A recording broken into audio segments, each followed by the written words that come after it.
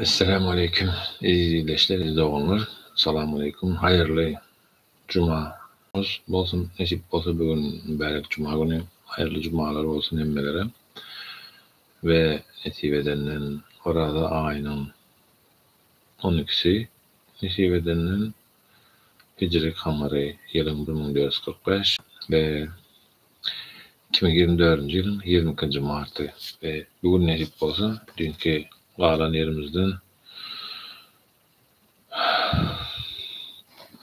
Tawba suresini, yani ondan önce Nisa suresinin 114. ayeti Rus dilinden okup başlamakçı. Bismillahirrahmanirrahim.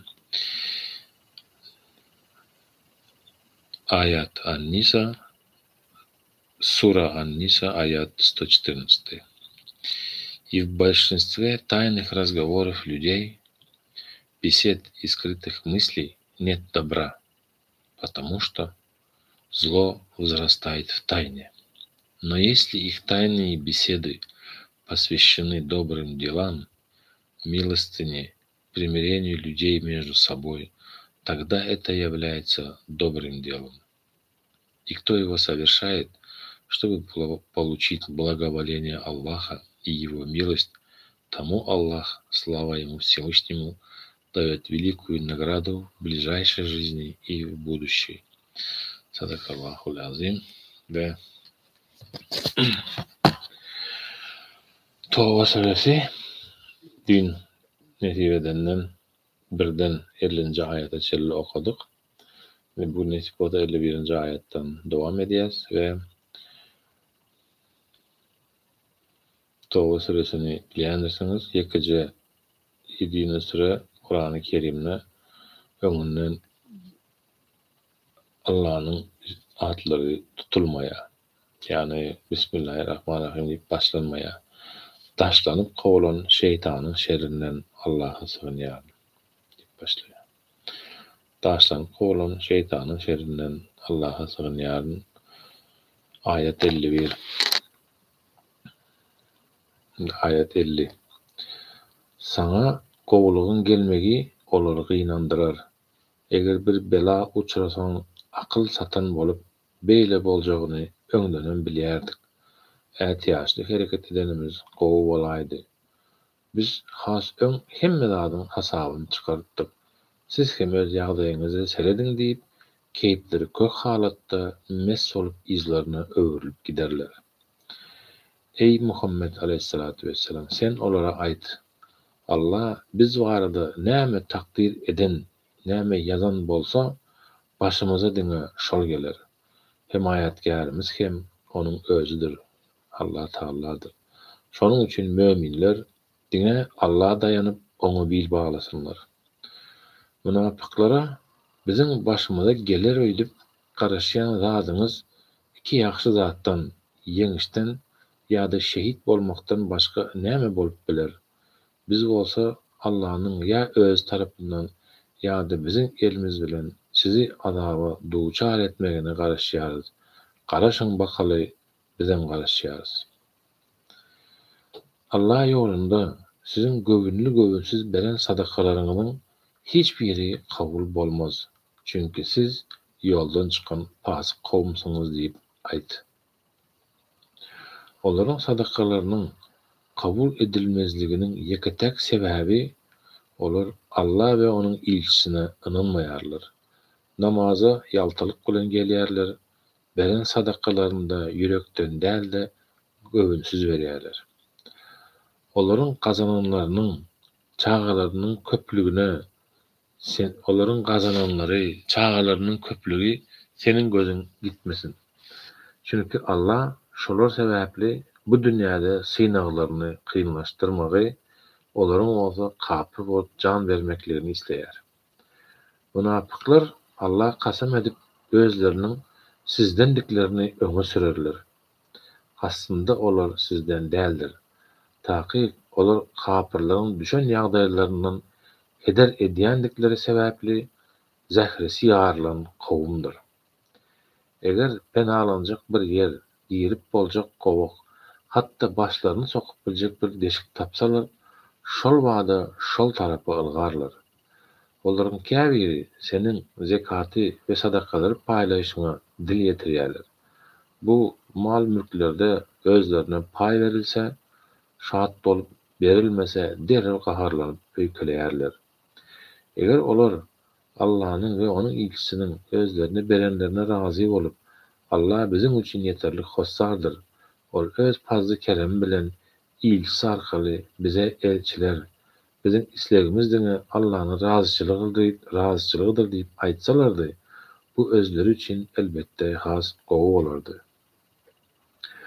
Zekatlar dine garip kasarlara, mätäçlere, zekat ýygnaýan gullukçulara, yürekleri İslam'ı ısınıştırılacaklara, yesirlikten ve gulgurnaklıktan halas bolmak isteyenlere, bergidarlara, Allah'ın yolundakılara ve mätäçlik çeken yolukçulara verilmelidir. Zekatı paylamakta şeyle çemeleşmek Allah tarafından farz edildi. Allah ehli zadı bilýändir, hikmet eýesidir. Olaryň münapıkların käbirleri peýgamberi incitmek üçin ol her kimi aýdýan ýaxşy we ýaman zatlaryna kulak asýan ynanjaň birdir diýerler. Sen hem hawa şeýledir. Emma mydamy siziň bähbidiňizde bolan ýaxşy sözlere kulak asýandyr. Ol Allah ynanýar, möminlere ynam edýär. Ol siziň içiňizden iman getirenlere rahmetdir diýip aýt. Ine şeýdir, Allah'ın ilgisini ımcıdanlar iň elkenç azaba sezebar bolarlar. Olar siziň ýanyňyza gelip göwünüňizi awlamak üçin Allah'a kasam ederler. Eger olar hakykatdan hem mömin bolsalar, Allah we onuň ilgisini razı etmelidirler. Enize çelli pikirlenip, kim Allah we onuň ilgisine garşy çykyp düşmançylyk etse, oňa hökmen ebedi dozak odunyň bardygyny, munyň iň beýik horluk we iň uly maskaralykdygyny bilmedilermi? Munapyklar kalplaryna gizlin saklayan elbet niyetlerini habar berjek bir süräniň indirilmeginden gorkarlar. Sen olara, siz ýaňsylaverin, Allah şol çekinýän zadyňyzy äşkär eder diýip aýt. Şundurşy, munapyklar içki dünýälerini Hazreti Peygamber aleyhissalatu vesselam hem de musulmanlar hakda gizlin saklayan hakyky düşünjelerini aýan etjek wahynyň häli geler, şinni geler gorkusy bilen ýaşapdyrlar. Kur'anyň Allah'ın buyrugydygyna dogly ynanmasalaram, Allah'ın ilgisinin en çeme gizliň ýagdaýlary ýüze çykarandygyna degişli yeterlik tejribeleri bolan soň bu gorky olardan aýrylmandyr. Eger olardan bu ýaňsylamalaryň sebäbini sorasaň, eden günälerini gizläp, çynlykka bir zat gepleşmeýärdik, diňe söz oýnadyp degişýärdik diýerler. Sen hem olara diýmeksiz Allah bilen onuň aýatlary we onuň ilçisi bilen oýnadan bolýarsyňyzmy diýip aýt. Ey münapyklar, biderek ýere ötünç sorama. Taqiqsiz çala iman getiriňizden soň kapyrdygyňyzy äşkär görkezdiňiz. Sizden käbirinizi towba edenleri bagyşlasak hem bir toparyňyzy günäde kesçarlyk edenlerinizi cezalandyrarys. Münapyk erkekler bilen münapyk aýallar bir sınttyrlar. Olar erbetligi ündeýärler, ýaxşylyga böbet bolýarlar we özleri de Allah'ın ýoluna hayır sahavat etmäge ören kıskançtırlar. Olar Allah'ını unutup terk ettiler. Allah da olary unutdy, terk etdi. Münapyklar pasyklaryň hut özleridir. Allah münapyk erkeklere de, münapyk aýallara da, bütün kapyrlara da ebedi galmak üçin dozak oduny wada berýär. Bu olara yeterlikdir. Allah olary näletledi, olara ebedi azap bardyr. Ey münapyklar, 69-njy aýat. Ey münapyklar, siziň ýagdaýyňyz sizden öňkü helak bolan ummatlaryň ahwalyna meňzeýär. Olar güýç bawatyna sizden has kuwwatly, baýlyklary has artyk, perzentleri hem has köpdi. Olar bu dünýädäki mümkinçiliklerine görä keyip sapada yaşamak istediler. Yine sizden öňküler gurplaryna görä nähili keyip sapanyň ışkyna düşen bolsalar, siz hem gurubuňyzyň çägine keyip sapa batkylygyna çümdüňiz. Olaryň ähli edenleri bu dünýäde-de, ahiretde de puç bolar. Ine olar ziyana galyp helakçilige uçranlardyr. Olara özlerinden gelip geçen milletleriň başyna gelen ýagdaýlar hakdaky habar gelip ýetmedimi? Nuh aleyhisselamın kavmundan, Ad, Semud ve İbrahim aleyhisselamın kavumlarından, Medyen halkından ve şehirleri yer bilen yeksan edilen halklardan havarları yok mu? Olara peygamberleri aleyhisselamı aşkar deliller getirdi. Emma olar inanmadılar. Soňa görä-de Allahyň gazabyna duçar boldular. Emma olara Allah zulüm etmedi. Gaýta olar öz-özlerine zulüm etdiler. Mömin erkekler bilen mömin zenanlar bir-birleriniň kemaýetgärleridir. Olar ýagşylygy ündärler, ýamanlykdan saklarlar. Namazy bolmanysy ýaly berja edip, zekatyny berip, Allah we onuň ilçisine boyun borarlar. Ine Allah olary öz rahmetine gowuşdurar. Çünkü Allah gudraty güýçlidir, hikmet eýesidir. Allah mömin erkeklere de, mömin zenanlara da ebedi galmak üçin hem de içine derýalar akýan cennetleri hem de adın cennetlerine ajaýyp gözel mekanlary wada berdi. Bulardan has gowusy bolsa Allah'ın onlardan razı bolmagydyr. Ine bu iň uly üstünlükdir. Ey Peygamber, kafirlara ve münafıklara karşı dürli yollar bilen söweş. Onlara karşı ýowuz bol. Olaryň barjak yerleri dowzakdyr. Ol nähili erbet yerdir. Ey Muhammed aleyhissalatu vesselam, münafıklyk ol sözleri aýtmandyklary barada Allah kasam edýärler. Emma taqiq olar küpür sözlerini aýtdylar ve musulman bolanlarından soň kafir boldular. Oňurmajak işlerine peýgamberi öldürmäge hem baş koşdular. Allah'ın ve onun ilçisinin öz fazly kerem bilen möminleriň ýagdaýlarynyň gowlanandygyny görüp olara görip bolup ar almaga synanyşdylar. Eger olar tawba etseler, bu özlerine hayrly bolar. Eger de yüz öwürseler, Allah olary bu dünýäde de, ahirette de agyr bir azaba sezewar eder. Olara yer yüzünde ne bir himayetgar, ne bir hossar tapılar. Düşündürüşe, münafıkların küpür sözleri misal bererden kendir. Meselem Tebuk görüşünde Hazreti Peygamberin sallallahu aleyhi ve sellem'in diýerlerinden biri yitenne musulmanlar onu gözläp başlapdyrlar. Münafıklar içine güldürüp bu adamın peygamberligine seredin. Ol öýle asmandan hawar alýar, ýöne diýesiniň nidediğini bilenok diýişipdirler.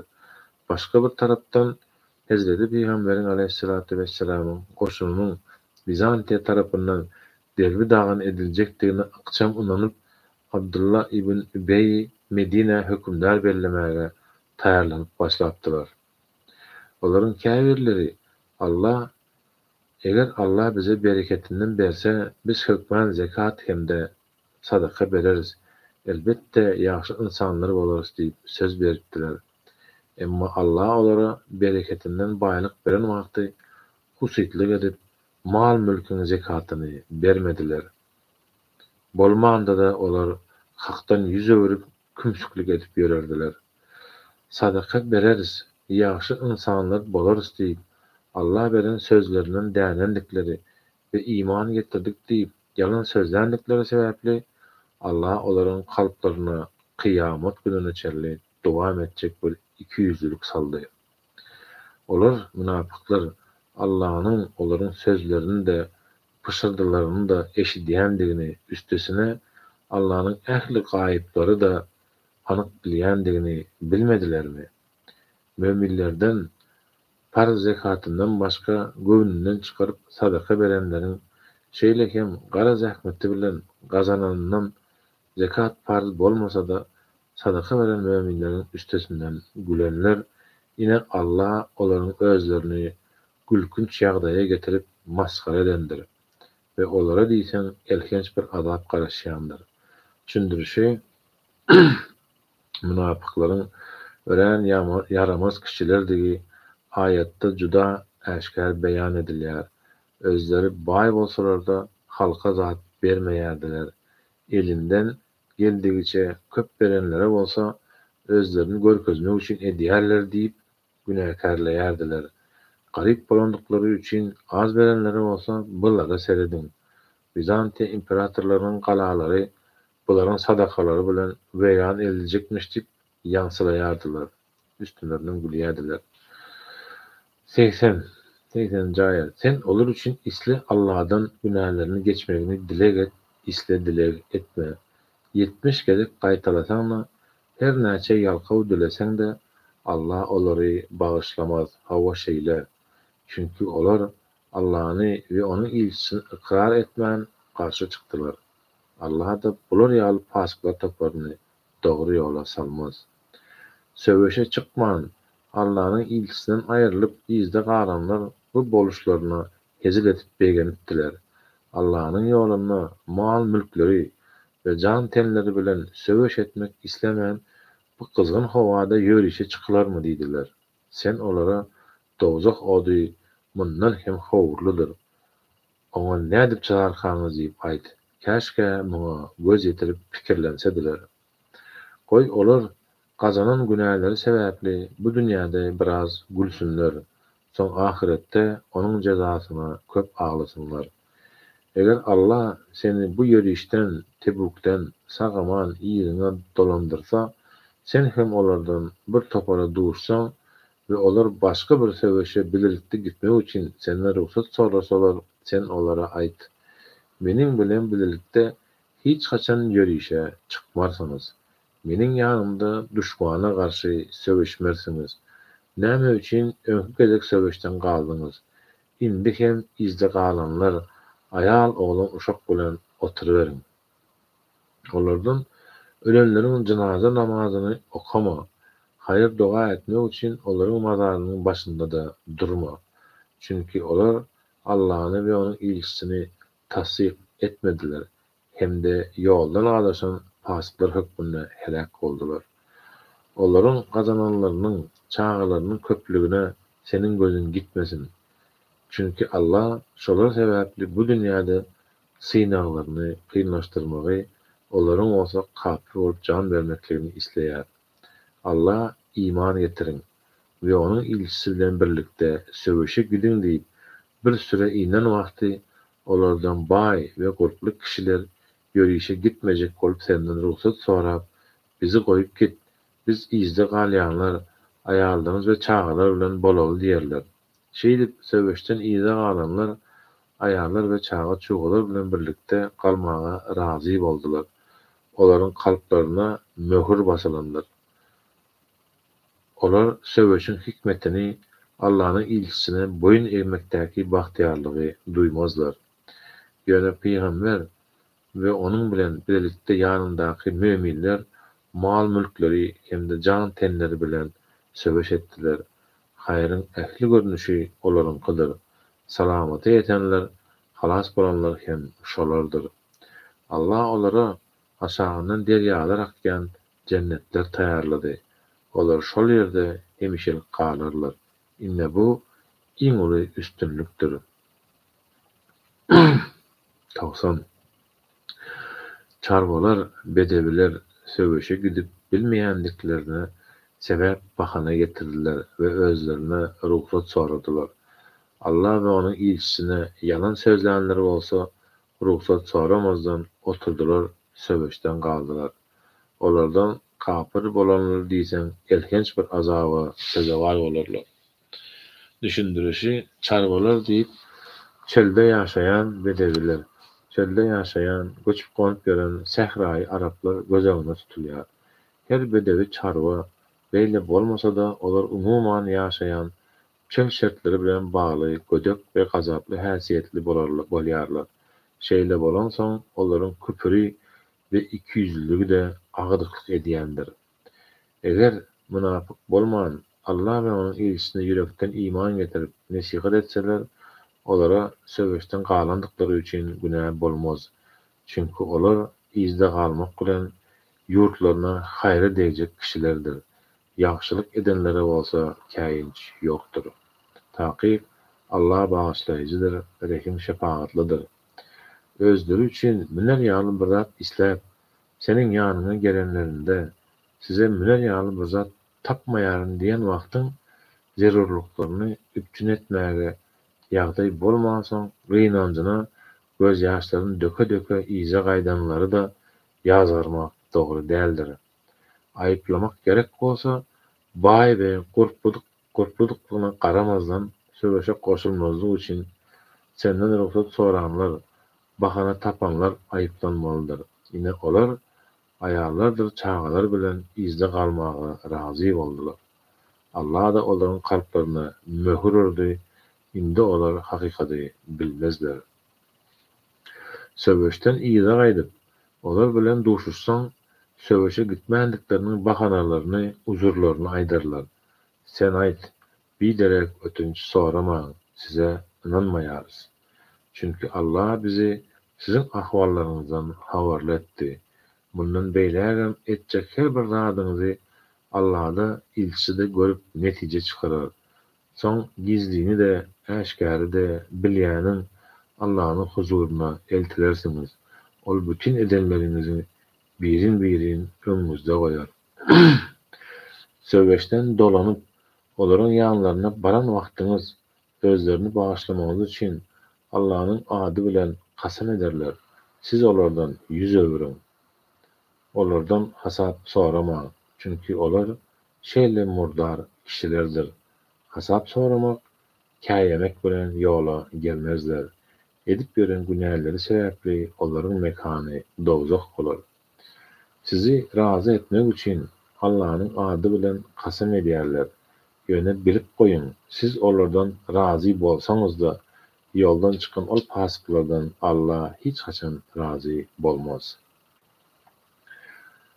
Çarwalar inkar etmekde, kapyrlykda we münapyklykda has beterdir. Allah'ın ilçisine indiren hökümlerini kabul etmezlige has yakındır. Allah ähli zady bilýändir, hikmet eýesidir. Käbir çarwalar Allah'ın ýolunda hayır sahavat etmegi boş we ýitki hasaplaýarlar. Mundan gutulmak üçin sizin başyňyza dürli bela beterleriň gelmegine garaşarlar. Bela beterler öz başlarından insin, Allah ähli zady eşidýändir, bilýändir. Käbir çarwalar Allah we ahiret gününe inanýarlar. Allah'ın ýoluna sarp etmegi, Allah'a yakın bolmaga we ilçinin alkışlaryny almaga sebäp hasaplaýarlar. Ýaxşy bilip goýun. Elbette bu olar üçin Allah'a yakınlaşmaga sebäpdir.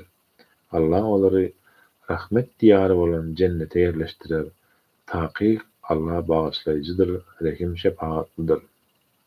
Ve 100. ayet, İslam'ı kabul etmekte ilkincilerin hataryny öňe saýlanan muhacirlerden ve ensarlardan hem de gowluk bilen olaryň izine eýerenlerden Allah razy. Olar da Allah'dan razy bolarlar. Allah olary içlerinden deryalar akýan cennetler taýýarlady. Olar ol ýerde ebedi galarlar. Inne bu iň uly üstünlükdir. Sadakallahul azim. Subhane rabbike rabbil izzati amma yasifun ve selamun velhamdülillahi rabbil alamin. Nezirler. Tawba suresinin 51 ve 100. ayetlerinin aralygyny okuduk. Nesip bolsa inden taýda Rus diline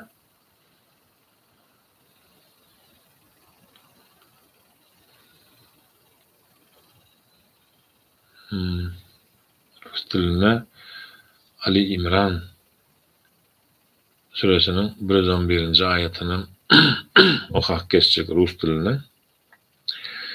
Эти нечестивцы, приступающие пределы, не повредят вам. Они будут только источником неприятностей и страдания. Но это не повлияет на вас.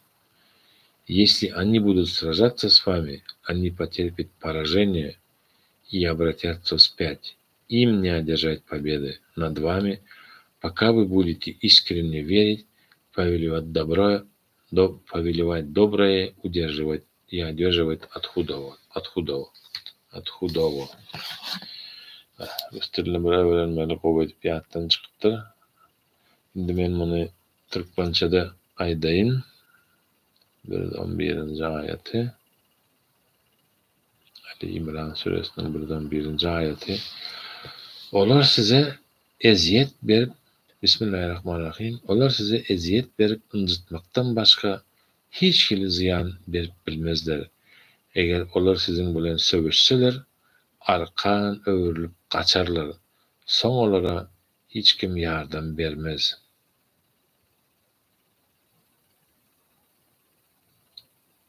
Olar nirede bolsalar da 112. ayet Allah'dan gelen yüpe, ahdi peymana ve insanların, müminlerin yüpüne, himayetine sığınmasalar, olara harlık, zelillik tağması basalar.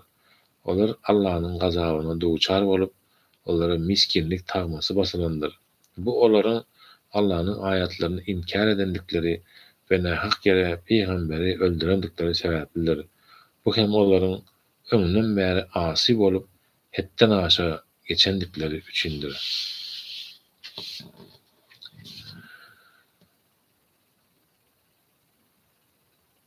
Bir 10. ayet Ali İmran diýär ki: Ey musulmanlar, siz insanların yaxşylygy üçin öňe çykarylan iň haýyrly ummatsyňyz. Siz yaxşylygy emir edip, wagaz edip, ýamanlygyň öňüne alyp Allah ynanýarsyňyz. Käşke ähli kitap hem iman getirsedi. Elbette bu özleri üçin gowy bolardy. Olaryň aralaryna iman getirenler bardyr. Emma olaryň aglawasy ýoldan çykan pasyklardyr. Sadakallahul azim. Subhane rabbike rabbil izzati amma yasifun ve selamun murselin velhamdülillahi rabbil alamin. Allahümme inne eselike imanen da ve eselike kalben haşa ve eselike ilmen nafi ve eselike sadıklı ve eselike kayyime ve eselike afiyete min kulli belek ve eselike temamel afiyek ve eselike demamel afiyek ve eselike şükre la afiyek sallallahu nas. Rabbena atina fid dünya haseneten ve fil ahireti haseneten ve qina azaben nar.